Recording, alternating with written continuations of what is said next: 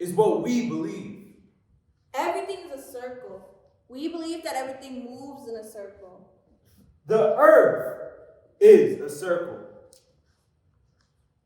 The sun is a circle.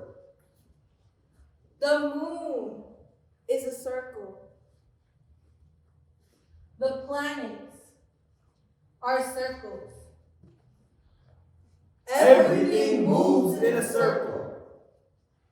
We begin as spirit beings. We live in the spirit world as spirit beings. When your spirit comes into this world, your spirit chooses your parents. Your spirit chose your parents for a reason. We come into this world in a gush of water.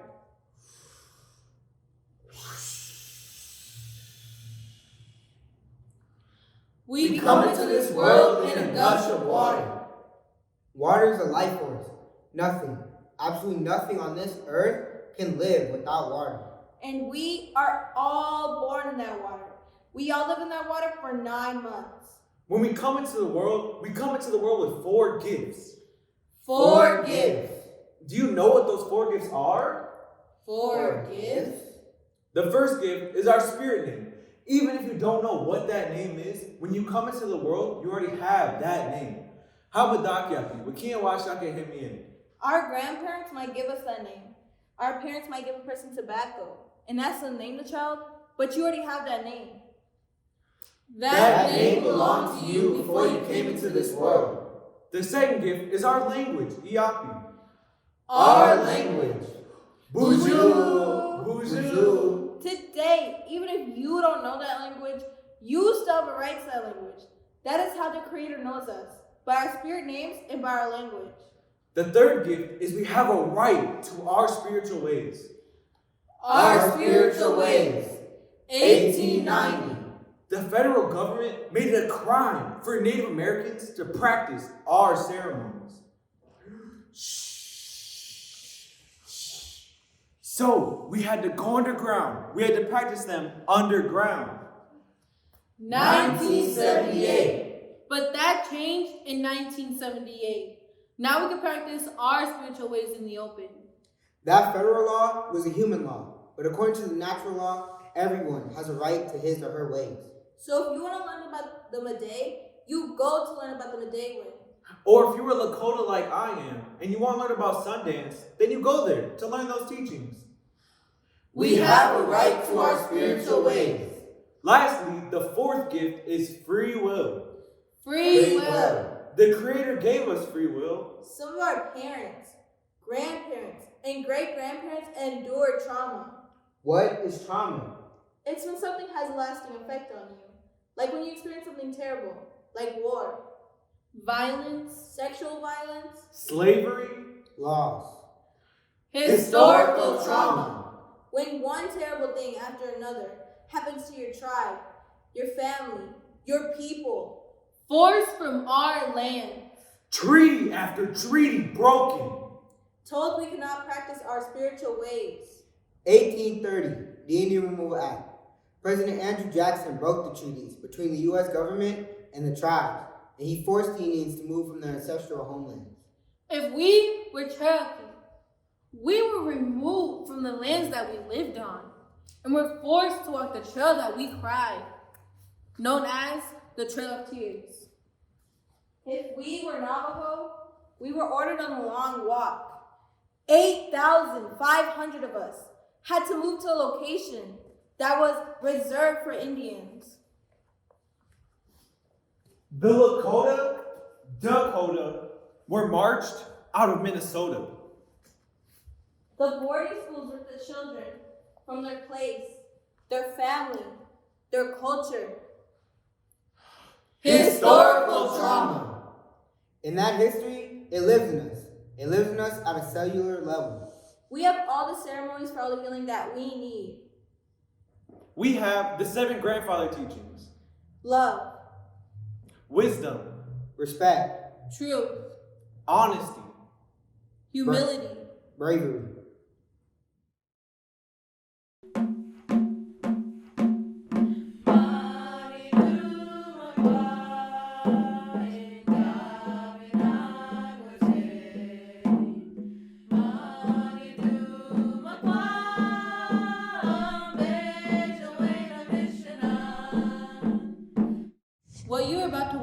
may cause some discomfort.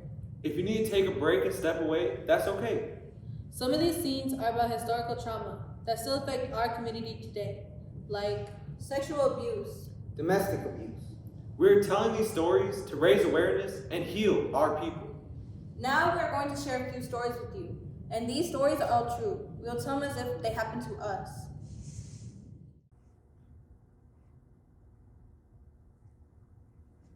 Alright, bye, Grandma. Oh wait, Joe. Come here. Come What? look at your auntie.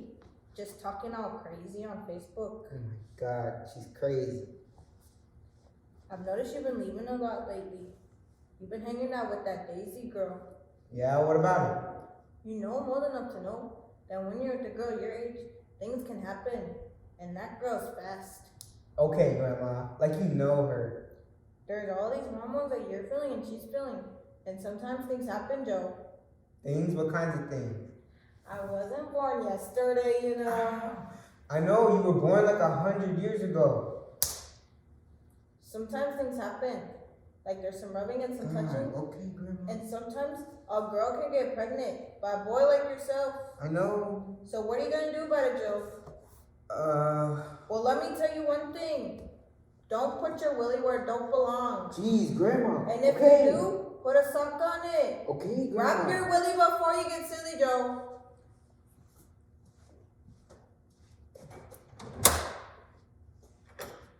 I mean, I want to watch Cinderella. Cinderella? Yeah. Are you kidding me? That's for babies. Oh, come on now. We have to watch something Okay, good. Twilight. See? That's a good one. Twilight. Okay, fine. We'll just watch Twilight, okay? Well, then turn it on. Okay, well. So this happened. I was born in May, and my two best friends are also born in May. We all turned 11 together, and we had the best pajama party ever. We ate 4 extra large, extra cheese pepperoni pizzas, and later we're gonna binge watch all the Harry Potter movies. There was Ava. Lily. Chris. We were all on our phones texting while Lily kept receiving Snapchats. Who's texting you, Lily? Who's Snapchatting you? Oh, it's just Marcus. Marcus? You mean Marcus Johnson at school? Bro, he's so cute. Right. Oh, Right. No, this is Marcus Robinson. He's like the point guard in like these basketball team. So he's like super cute and like super cool. So what is he, like a senior? I think he's a senior, right? A senior? You cannot be Snapchatting with a senior. It's not that big of a deal. He's on the same team as my brother. He's been to my house before. So it's totally fine that we're talking or whatever. But still, he's like 6 years older than you? Is that him? What is he saying? He just sent a photo. Well, let me see. It's not just a photo. OMG, look, he's naked. Dude, he's not naked. Have you seen the picture? He just has his shirt off, so he's not naked. Wow, he is. He's so hot. You're so lucky. Oh, what does he say now? He said, what do you guys think of this photo? OMG. One word, biceps. Dude, you gotta chill out. Girl. He said that we should take a group photo and send it to him. Yeah? Yeah, I think that's fine. Alright, so Right, good. What did he say? he said that we're all like super cute. Tell him I said thank you. Wait, he's typing. He said, since he took a picture with his shirt on, if any of us will take a picture with our shirts on. Do you think that's okay? It should be fine. Yeah, I don't think you. I think he likes you. Let's make her go first. Yeah, you should go first. You're going first. He likes you. If you think it's fine, then I'll go first. Okay. Wait. Okay, yeah, stand right. No, that's good. Get the angles. Get the angles. Okay. Do I look good? Yes, yeah. Get the lighting too. Oh, I got it too. Pose, yes! Okay, that's good. These are good. Well, hopefully it didn't look good. That night, we sent a bunch of photos. It was fun. The next morning, we had this big pancake breakfast. Everyone went home. I fell asleep. But then I woke up to my mom standing over me with a look on her face. She did not look too happy. She marched me down to the computer where my little sister found all these photos on my IG feed. So she asked my mom about them. Turns out he took screenshots of all the photos we sent him and put them online. So on Monday, my mom, Lily, Ava, and I are gonna go talk to the school counselor. The counselor called Marcus in. Marcus had to hand in his phone. On it, there were hundreds of photos of girls, just like us. Some didn't have clothes on at all. He was not the person I thought he was. He lost his scholarship to play basketball, and now he's being charged with child pornography. And if convicted, he'll have to register as a sex offender.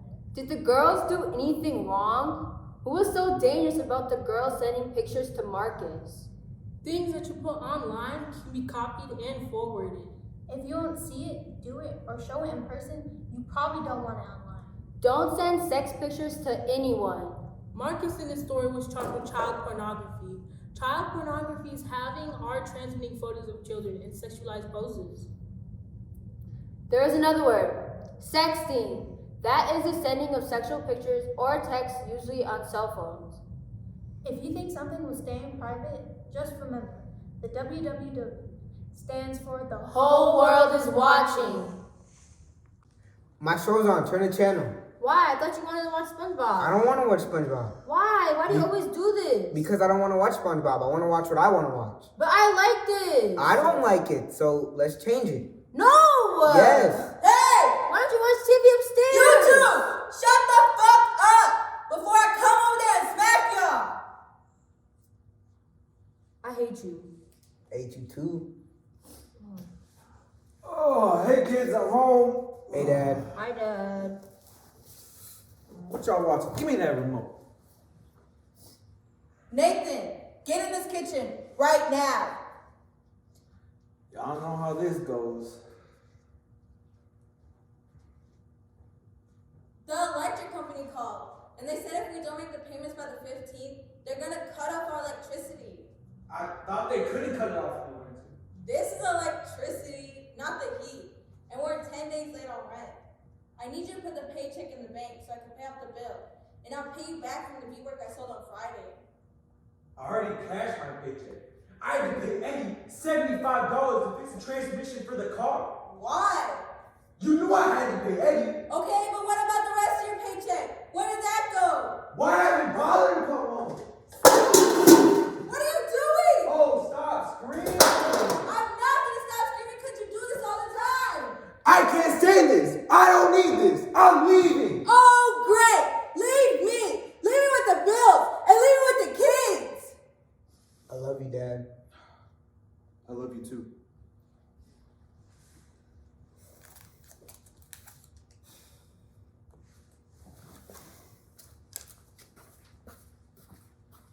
Here you go, Mom. What's this? It's my birthday money Grandma gave me. Thank you. You're welcome, Mom. Dad'll be back, right? Yeah, he always comes back. We're here to tell you a story about a boy, about what happened to a boy. The story was told to me. This boy was about 12 years old. He worked with his family at a powwow at a fire bed stand. After a long days of hard work, the boy was very tired and exhausted, so he headed back to his family camper for a good night's sleep. While asleep, somebody entered the camper, crawled on top of the boy, pressing and rubbing against him, doing this and that. Someone big. The boy first thought maybe he was dreaming. Who was it? Why would anybody do that? Maybe he dreamt it. The next night it happened again, and the boy pretended to be asleep. But this time, the man touched the boy's penis. The touching made his penis hard. That was scary. The third night, the boy had hid under the bed. He had arranged the pillows so it looked like he was in the bed. And the man came into the camper. The boy held his breath. And he looked all over and cussed. Damn.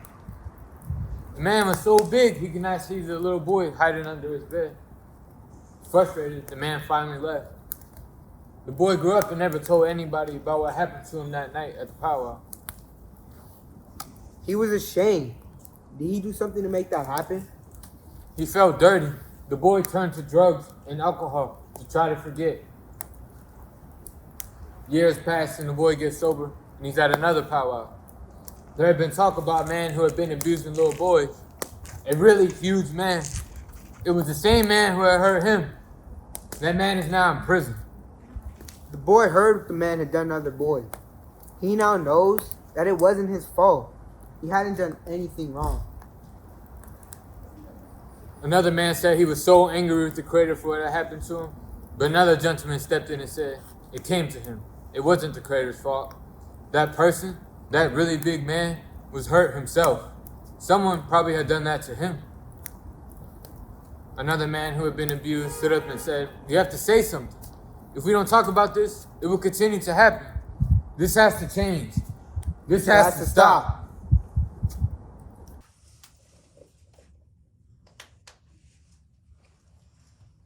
Why'd you choose this place to meet up? It's so cold over here.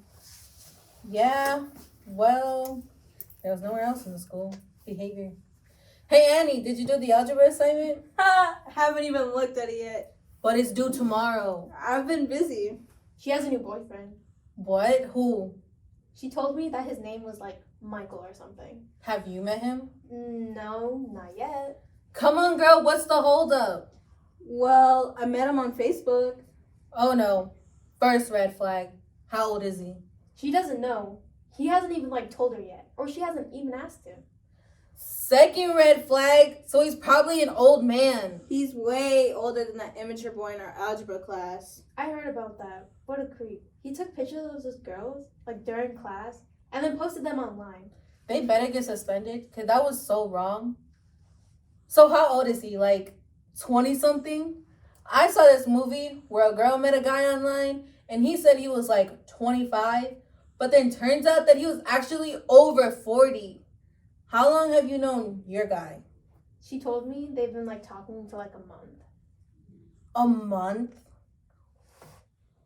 What are friends for? She has another date this week coming up. She saw him like last Friday. We have to meet him. Oh, no. No. I'm not going to have you two wreck this. Third red flag. Why not? Does your mom know? No. Fourth red flag. She told me he was gonna get her like a modeling contract or something. Well, he said he has this friend who works in the modeling agency, and this guy saw my photos and loved them. And these models make over $200 an hour. Wait, you said $200 an hour? Uh-huh. They travel out throughout the United States, stay in hotels. I'll be living the dream. Sounds Too good to be true. It's real. I already had my first photo shoot. That person do my hair, my makeup. They're close to me to model in. I'll show you the pictures. Wow. Oh my god, you look like Ariana Grande. That's what he said. He's gonna make me a star. So I'm not worried about no stupid algebra assignment. Oh, that's him calling now. Well, she got the contract with the modeling agency just to go on the road to find out that it wasn't even modeling. He took her to these like gentleman clubs. He told her all she had to do was dance. But that's not what happened. The manager of this club told her to take her clothes off, to strip. Her boyfriend told her, "You are so beautiful. I like that other men are looking at you. Just do this for a little while so we can pay down the credit card." She said that he always had cash, and yet he said they have to pay off the credit card. That's like another red flag. Once, she was stuck in Illinois. Her boyfriend called her. I think he was in Duluth. The landlord which she was staying at in Illinois had asked for this month's rent. Her boyfriend told her that if she had sex with the landlord, then they wouldn't even need to pay for this month's rent. He said, "I love you so much. Help me out. Just this once." He kept being short of cash. Once she found out that he even had 4 other girls working for him. And one of those girls had been working for him for years. That girl was the one who gave Annie the bus ride to come home. She told us to go with her to tell her mom. She is so happy to be back home. The police are out looking for the guy. She's now talking about what happened to her so that other people won't get lured into sex trafficking. That's what it was. He was grooming her, giving her nice things just so that she could do sex things with him. Sex trafficking is a form of sex slavery. It's when someone is sold or traded for sex. The average age of a child being brought into sex trafficking in the United States is between the ages of 12 and 14. So if you know someone who might be trafficked, talk to them. Help them. Get help. Remember we used to come here after our soccer games? Yeah. You seem sad. What's going on? I don't think I could talk about it. What do you mean? Well, the froyo made me think of it. Huh? You know how my dad would take us here to get froyo after our soccer games? Well, he'll drop you off, and then we didn't go home. Where did you go? I don't think I could tell you. I don't know how to tell you. Of course you could tell me. Remember when I told you I swallowed that bee at recess? But this isn't like that. Well, whatever it is, we'll get through it. Well, my dad. He takes me on these dates. And like, he makes me touch him. Like, adult touches. What do you mean? Like, touch him, touch his That's not right. No. I didn't think so either. But he's my dad. Why would he do these types of things? I don't know. I don't know what to do. Well, we can go talk to my grandmother. She said things like this happen to our people in the boarding school. She'll know what to do. Okay. Come in. Hey, Grandma. Oh, hey, how are you? I haven't seen you in such a long time. Grandmother, she has something important to talk to you about. Is it scary? I don't want anyone to know. Is your family accustomed to smudging? Yeah. So before we talk, we should smudge. I have some cedar tea in the refrigerator. Can you go get that? See, I told you she'd know what to do. Sometimes when we talk about scary stuff, it can feel like you're crying. So it's important to drink something. So, what happened? Well, my dad. He takes me on these dates. Okay, and are you afraid of your dad? He's my dad. I know he loves me, but he does these things to me. Does he hurt you? He buys me things, and he says he loves me. He said he's doing it because he loves me. But sometimes it feels like he's not treating me like a daughter, but like an adult. I like it to stop. Have you told your mother? I can't imagine telling my mother. My dad told me that it's our secret. Your dad is asking you to keep his secret. He can be a good dad, but what he's doing is not right, and he needs some help. I would like him to get help. Can you talk to my mother? Of course, I can do that. I'm a grandmother, and you are a young woman. I know how to talk to her. I will call her. This thing can be really disturbing, so your mom's gonna need some time. After you're done talking to my mom, can you talk to me with my mom? Of course. You are a young woman, but another part of you has matured because of this experience. I know. Will I be alright? You already are alright. This is what us grown-ups call trauma. It's like putting on a big fur coat. It has a lot of buttons, and it's super heavy. But you are already alright. But that coat has a lot of buttons. Grandma, it's getting pretty late. I think we should head out. Thank you. There's this man up north who has this dog. My grandfather lives near this guy. The guy got the dog when the dog was young. He called the dog names. We could hear what the man would say. The things he would yell at the dog. It was cruel. It was abuse. I hated hearing it. I wonder what the dog felt. My mom said, whatever that old guy felt about himself, that's what he said to the dog. You're nothing. You're worthless. What a dumb dog. Yeah, that's your name, dumb dummy. The man had the dog chained up around a wooden stake. The dog could only walk around in circles. He had walked around so much that no grass even grew there. He beat that dog. We couldn't see it, but we heard it.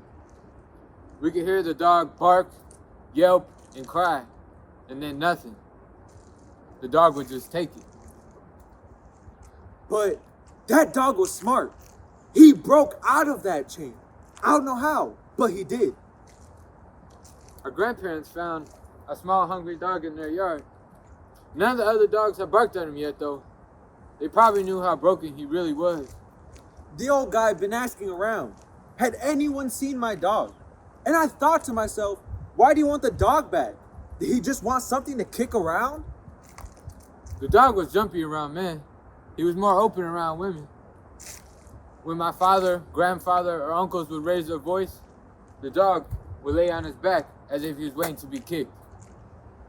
But when my mother, grandmother, or aunties would speak to the dog, it was different. The dog's tail would start to wag. My grandmother made an ointment from the plants in the woods, and she put it on his neck, where the chain had rubbed his skin raw. The dog didn't mind it though, and you know what? His skin began to heal. We'd give him food scraps from our meals. At first, he wouldn't eat it. I even gave him some fry bread. I figured if I like fry bread, he'd probably like it too. I remember one time when nobody was looking, I even gave him my whole plate.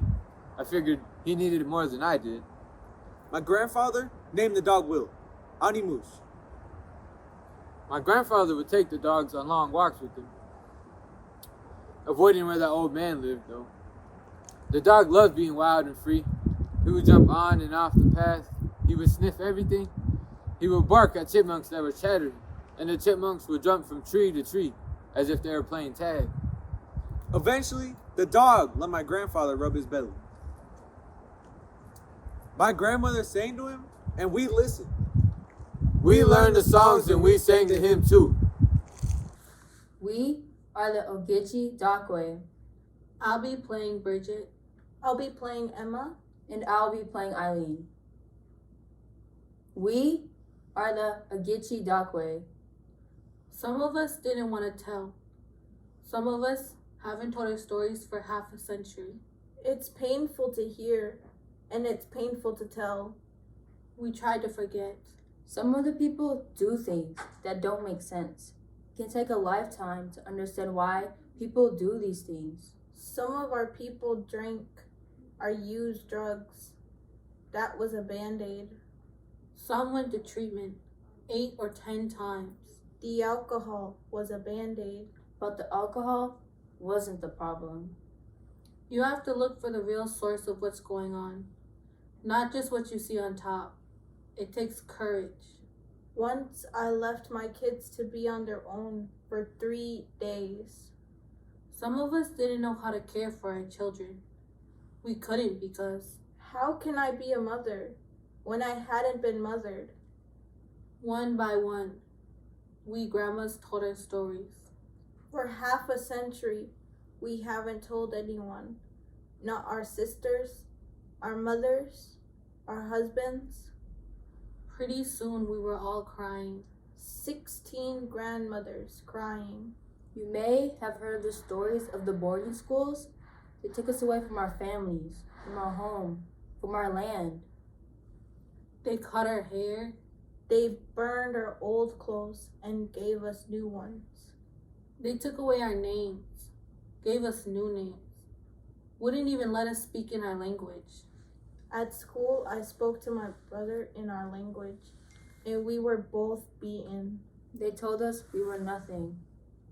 How do I know who I am when all I hear is the negative things you say about me?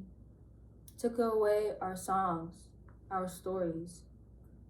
But what they didn't tell you, what none of us knew how to talk about. In our generation, you don't talk about those things. We were sexually abused. They touched us, forced us to touch them, not just once, several times. They'd come in after we had gone to bed and pick one of us like we were a thing. We disassociated. We cut ourselves, tried to leave our bodies, disassociated. We even tried to run away. They abused the boys too. It wasn't just the girls. They, the teachers, the priests, even the janitors. Sometimes there would be 6 or 7 people who would abuse us. We thought it was our fault. We tried to forget. We stopped feeling. We learned how to be numb. Some other people do things that no one understood. This is a poem called The Bell written by my cousin Brian Tuesday. He can hear it. In the child's mind, The sound of the bell. Like embers of a dying fire rekindled. Memories stir awaken. Once again to revisit the Madness. Madness of a time and place almost beyond memory. fleeting images, glimpses of the Unimaginable. Like a shockwave. a child simply goes away to seek solitude in the world. Not of this place or of this time. My child, God has made a terrible mistake. Come, I must recreate you in my image. The child is on alert. On alert. others asleep on bunk beds. Row on row, we prayed that night. Madness will not visit. Did you hear that? It's the wind. On the roof. No, someone is coming. Madness is on the prowl. Who is the chosen? The child freezes. For tonight, madness has chosen to visit on him. The Unimaginable. Violated in mind. In body. in spirit, desecrated. Away, nay, nay. A child simply ceases to be. The years. Has. A man on a hilltop sits, bottle in hand, Hairs once jet black betray strands of gray. lined with age. The face mirrors a life gone astray. He waits and waits. Not knowing. What it is. He waits for. Darkness approaches. Tortured by memories, he tilts the bottle to his lips. He is seeking. Solace in the solace. In the stupor of cheap wine. He succumbs to drunken sleep. To escape the hell. Of a tortured mind.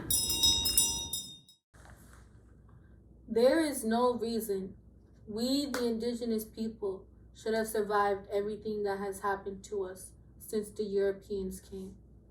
The Wasichus came from Europe to this continent. What to do with all this pain, this suffering, this trauma? Well, we don't want it to go any further. We are taking off the cloak of trauma. But it is heavy and has a lot of buttons. After everything, we are still standing. We Indians say, mind your business. Keep the secrets. But now we are unbuttoning those buttons. Talking about it. Taking off the cloak of trauma. Sharon came in and taught us how to make the drum. I thought, okay, this drum will look great on my wall. Then Sharon came back and told us that she was gonna help us play the drum. I thought, I can't do that. The drum opens the passageway to the spirit world. What we send out comes back tenfold. We are now talking about the trauma, encouraging others to talk about it, to get it out. Don't hold it in. Smudge it out. Sweat it out. Talk it out. Get it out. Our ancestors see us forward. They see us in the future. Our ancestors saw us and they made the way for us.